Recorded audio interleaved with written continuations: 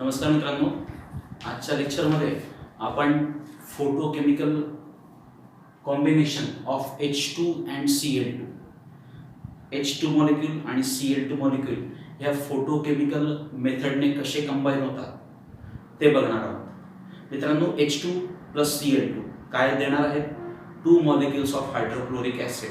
ठीक आहे, मग यांचं कॉम्बिनेशन फोटोकेमिकल वेने कसं होतं ते आपण आजच्या लेक्चरमध्ये बघणार आहोत. मित्रांनो बघा, फळ्यावर काय लिहिलं आहे आपण बघतोय फोटोकेमिकल कॉम्बिनेशन कोणाचं? H2 आणि Cl2. ही जी प्रोसेस आहे म्हणजे कोणती? Combination of H2 and Cl2. ही कशी आहे? It is a chain reaction. ही चेन रिएक्शन आहे, शृंखला अभिक्रिया आहे, having very high quantum yield. ही जी चेन रिएक्शन आहे याचं क्वांटम यील्ड कसं आहे? जास्त आहे. युनिटीपेक्षा जास्त असतं त्यावेळेस हाय क्वांटम यील्ड, युनिटीपेक्षा कमी असतं तेव्हा लो क्वांटम यील्ड. मग आता हे कसं आहे? हॅव्हिंग हाय क्वांटम यील्ड म्हणजे याचं क्वांटम यील्ड एकापेक्षा जास्त आहे. मग आता क्वांटम यील्ड जास्त असण्यामागचं कारण काय आहे? तर ते सेकंड पॉईंट मध्ये दिले. काय म्हटलं याच्यामध्ये? In this process products generated in primary process are regenerated in secondary process. Primary प्रोसेसमध्ये जे प्रॉडक्ट्स जनरेट होतात ते प्रॉडक्ट सेकंडरी प्रोसेसमध्ये पण जनरेट होतात. मित्रांनो, आपण मागे बघितलंय की इनिशिएटिंग स्टेप जी प्रायमरी प्रोसेस स्टार्ट करते त्याच्यामध्ये जे मध्ये आपल्याला प्रायमरी प्रॉडक्ट्स मिळतात ते हायली एनर्जेटिक असतात आणि ते पुढच्या प्रोसेस सुरू करतात. तर इथं काय होतंय? प्रायमरी प्रोसेसमध्ये जे आपल्याला प्रॉडक्ट्स मिळतात ते सेकंडरीमध्ये पण मिळत आहेत. मग आणि जे सेकंडरीमध्ये मिळतात ते परत पुढे चेन रिएक्शन सुरू करतात without absorption of any other radiation. म्हणून काय म्हटलंय? Which are capable of starting new chain of secondary process without absorption of radiation.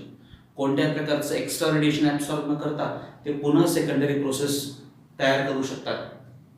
ती रेडिएशन ॲब्सॉर्ब न करता चेन रिएक्शन कंटिन्यू करतात.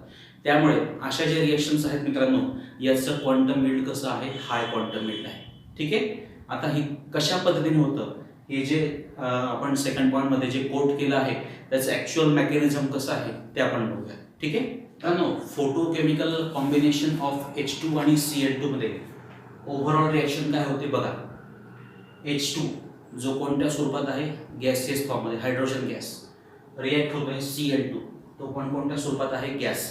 हे दोघं गॅसियस मॉलिक्यूल एकमेकांशी रिॲक्ट होत आहेत. केव्हा रिॲक्ट होत आहेत? ज्यावेळेस ते काय ॲब्सॉर्ब करत आहेत? Light radiation. त्या लाईट रेडिएशनची रेंज काय?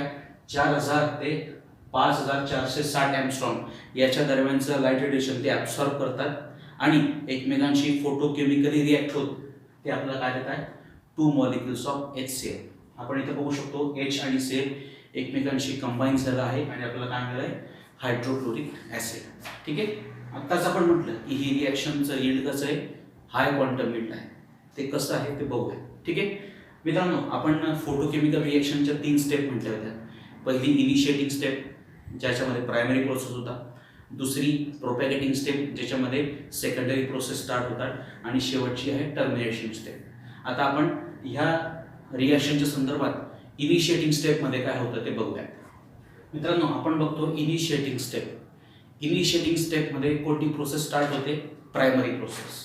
कोणती प्रोसेस स्टार्ट होते? Primary process. या प्रायमरी प्रोसेसमध्ये काय होतं मित्रांनो? हा जो Cl2 मॉलिक्यूल आहे, Cl2 मॉलिक्यूल काय ॲब्सॉर्ब करतो आहे? लाईट रेडिएशन ॲब्सॉर्ब करतोय. किती लाईट रेडिएशन ते आपण आत्ताच बघितलंय. 4000 ते 5460 दरम्यानचं लाईट रेडिएशन ते ॲब्सॉर्ब करतोय. हा Cl2 मॉलिक्यूलने लाईट रेडिएशन ॲब्सॉर्ब केल्यामुळे या Cl2चं काय झालंय? विघटन झालंय, त्याचं डिसोसिएशन झालंय आणि आपल्याला हा काय होता? Cl2 मॉलिक्यूल होता, तर आपल्याला हा काय मिळाला आहे? 2 क्लोरीन ॲटम्स मिळाले. ठीक आहे, मग इनिशिएटिंग स्टेपमध्ये कोणती प्रोसेस तयार झाली? कोणती प्रोसेस सुरुवात झाली? Primary process. या प्रायमरी प्रोसेसमध्ये हा जो Cl2 मॉलिक्यूल आहे, Cl2 मॉलिक्यूल, या Cl2 मॉलिक्यूलने लाईट रेडिएशन ॲब्सॉर्ब केलं. लाईट रेडिएशन ॲब्सॉर्ब केल्यामुळे Cl2 मॉलिक्यूलचं विघटन होऊन आपल्याला 2 क्लोरीनचे ॲटम्स मिळाले. ठीक आहे, आता हे जे क्लोरीनचे ॲटम्स मिळाले ते आहे आपले कोणते आहेत ते?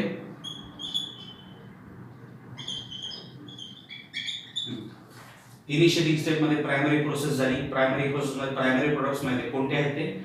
2 क्लोरीन ॲटम्स मिळाले. ठीक आहे. हे कुठे झालं सुरुवातीला? इनिशिएटिंग स्टेप मध्ये. ठीक आहे. इनिशिएटिंग स्टेप नंतर सेकंड स्टेप कोणती असते? प्रोपॅगेटिंग स्टेप. आता प्रोपॅगेटिंग स्टेप मध्ये कोणते रिएक्शन्स होतात ते बघूया. प्रोपॅगेटिंग स्टेप. प्रोपॅगेटिंग स्टेप कुठली आहे? Second step. ही कधी सुरुवात होते? ज्यावेळेस इनिशिएटिंग स्टेप संपते त्यावेळेस.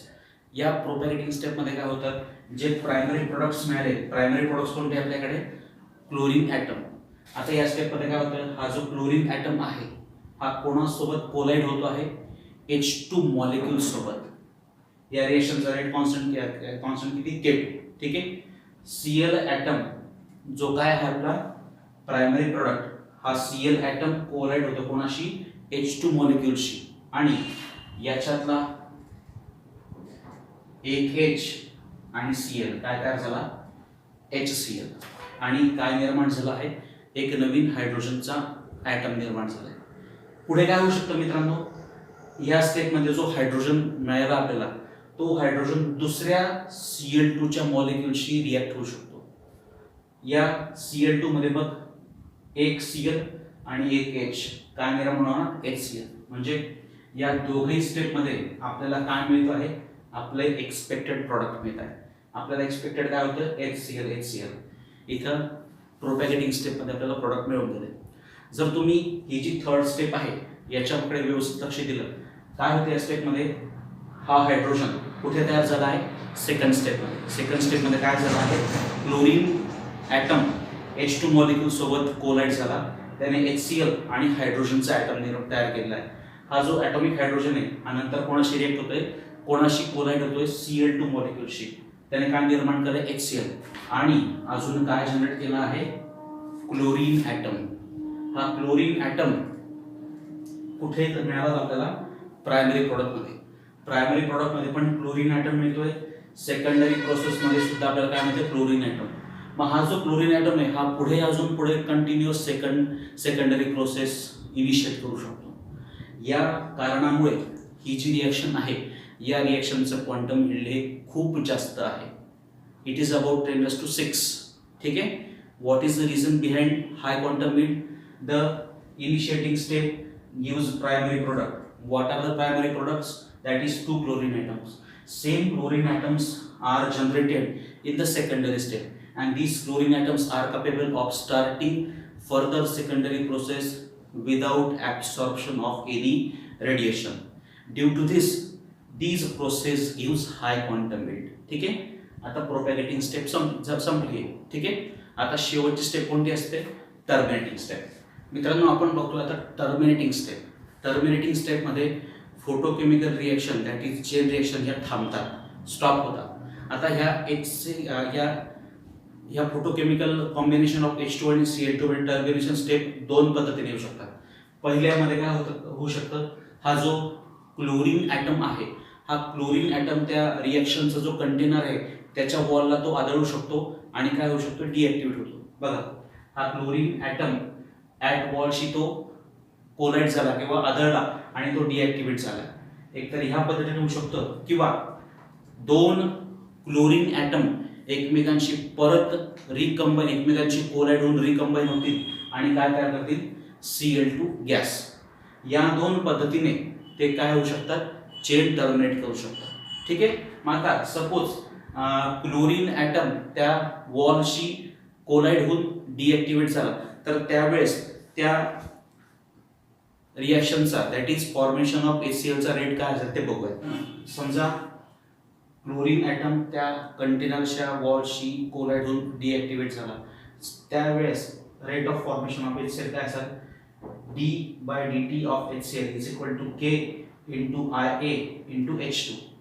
IA म्हणजे काय? Intensity of absorb radiation.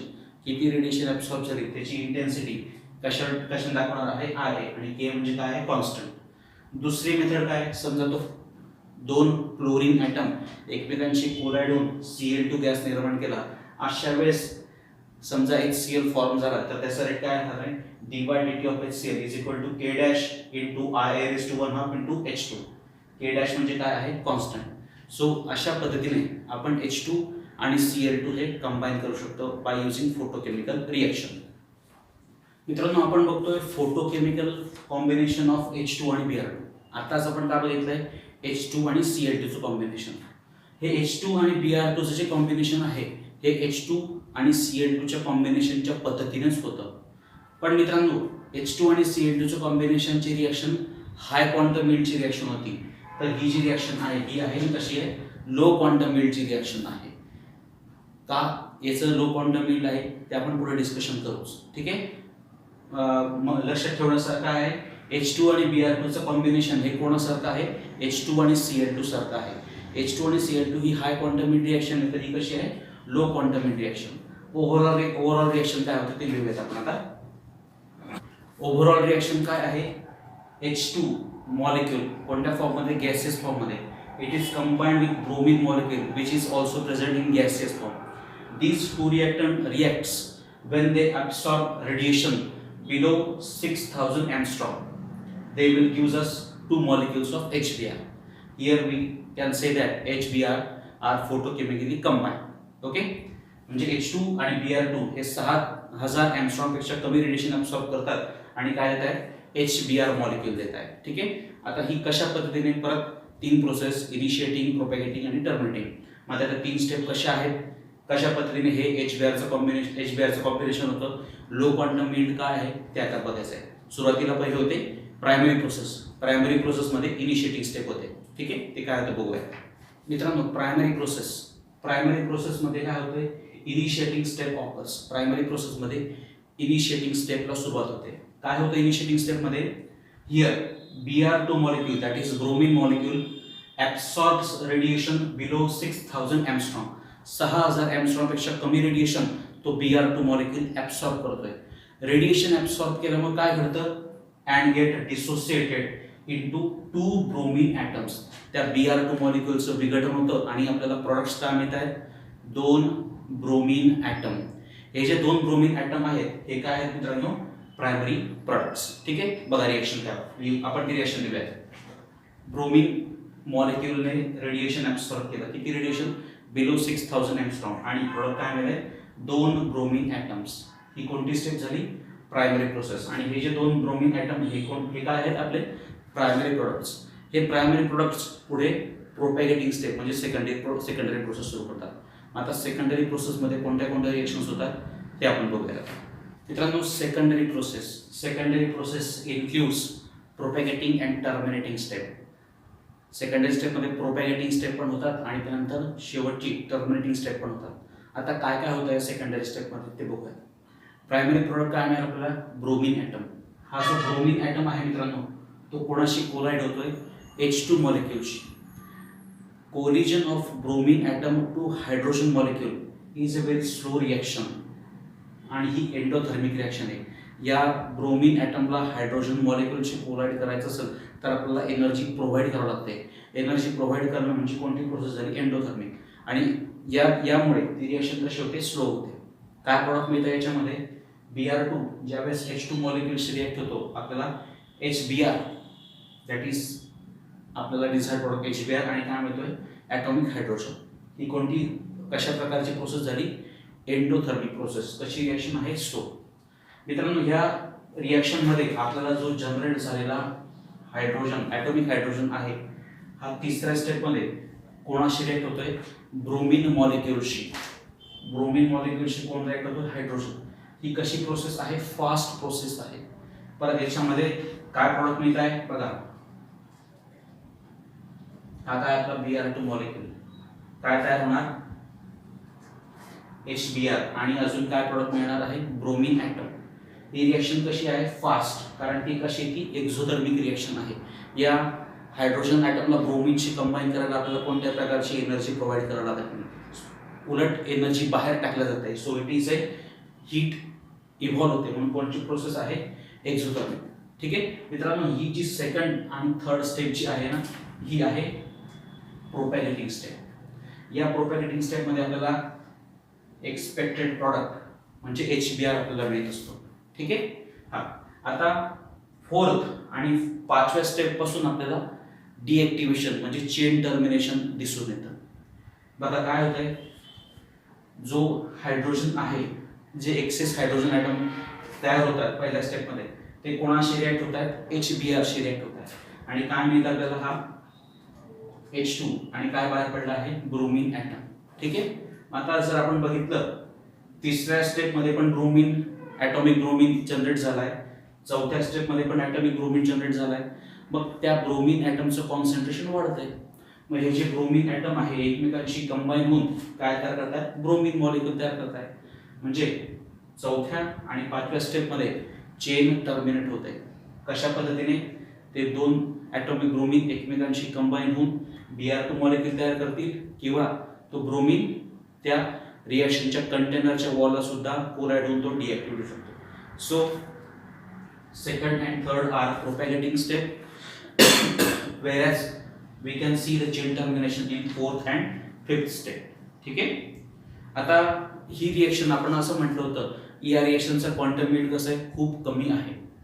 या रिएक्शनचा क्वांटम मीट जर आपल्याला वाढवायचा असेल, ग्रेटर दॅन युनिटी करायचं असेल, नियर अबाउट 2 पर्यंत द्यायचं असेल, तर आपल्याला काय करावं लागेल, ही जी स्टेप आहे पहिली स्टेप, आपल्याला त्यावेळेस टेम्परेचर वाढवावं लागेल. आपण समजा त्यावेळेस टेम्परेचर 200 डिग्री सेल्सिअस पर्यंत दिलं तर जे क्वांटम मीट आहे ते नियर अबाउट 2 पर्यंत जाऊ शकतं, 2 पर्यंत. ठीक आहे. So if we provide a temperature up to 200 degree celsius, here we can get the high quantum yield product. Okay, so friend, this is all about the combination of H2 and Br2. Thank you.